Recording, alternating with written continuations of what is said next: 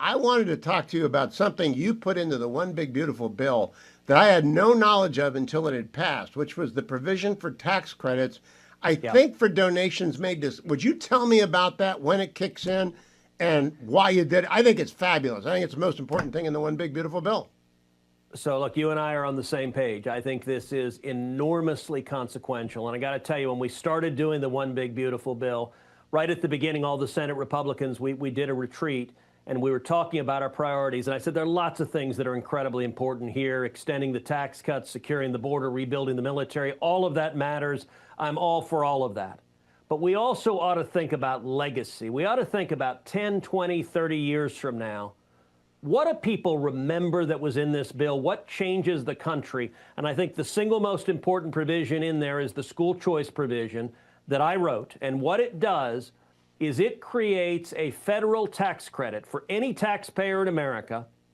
You can give, Hugh, up to $1,700 to a scholarship granting organization in the states.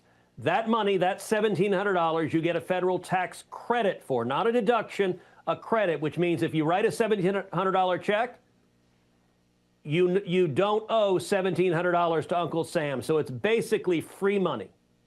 It's that powerful. money, it is incredibly powerful.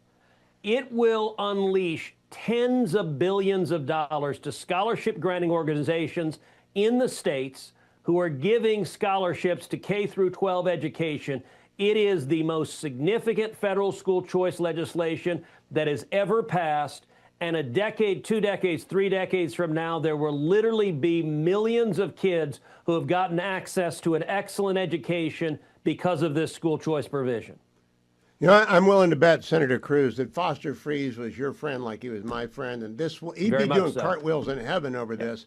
I am curious, can the $1,700 go to a school that itself gives scholarships, or does it have to go to an organization like the one that Foster ran? Well, it has to go to an organization, so it can't go directly to a school, but it goes to a scholarship granting organizations. The way it's set up, the states will set up those scholarship granting organizations. Each state can choose to opt in, and then there's an aspect here, Hugh, that you'll really appreciate, which is there's a political ratchet in this that pushes towards more and more school choice, which is the states right now can opt out of accepting the money.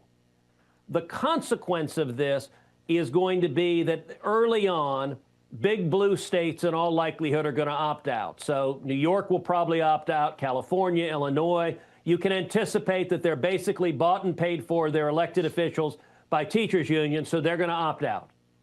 But what's interesting is the tax credit is nationwide. So, Hugh, you're a California taxpayer. You can write a $1,700 check, but if Gavin Newsom says the kids of California don't want scholarships, you've got to write that check, say, to a scholarship granting organization in Texas or Florida or some other state that says, yes, we want that. What we've done, it's basically the opposite of Obamacare. You know, Obamacare created a political incentive where Medicaid expansion that is in Obamacare is a bunch of free federal money to the states if they expand Medicaid to include young, healthy adults. Blue states have all expanded.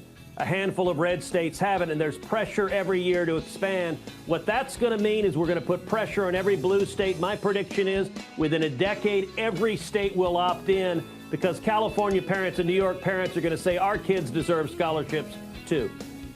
Senator, stand by. I want to ask you during the break for 3 minutes to expand on one aspect of this. Stay tuned, America. I'll play it. Back with Senator Ted Cruz. And Senator, what I really want to understand, and maybe you've devoted an edition of the verdict to this that I missed, is the nature of these organizations that the states have to set up. I'm now a Virginia taxpayer. I moved from California. They drove me away. I didn't realize that. Welcome. I'm sure Glenn Youngkin will set it up. I'm not sure about the Democrats in the Commonwealth. But what do they have to look like? What are the elements? And who helps you come up with this? Because this is a driver of change. So it's a massive driver of change. This is an issue I've been fighting for a long time. I've spent literally 30 years fighting in the school choice movement. I think school choice is the civil rights issue of the 21st century.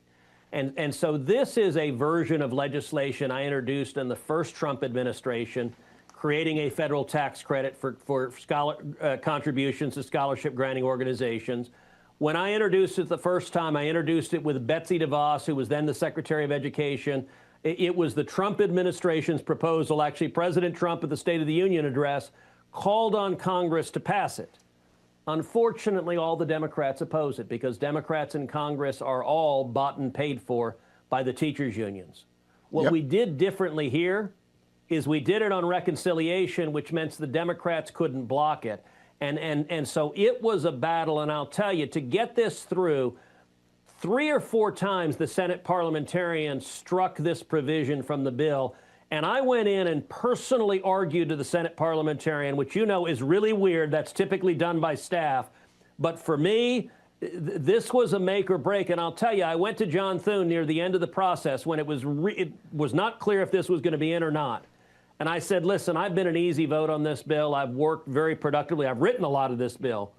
But understand, if leadership gives up on this provision on school choice, I will burn the entire damn thing down. This is that important. And well, it is. One of the virtues of building a reputation, of being willing to blow something up, is when I make that threat, nobody thinks I'm bluffing, and that is a huge part of the reason why we got it done. For full shows, live and on demand, it's Salem News Channel.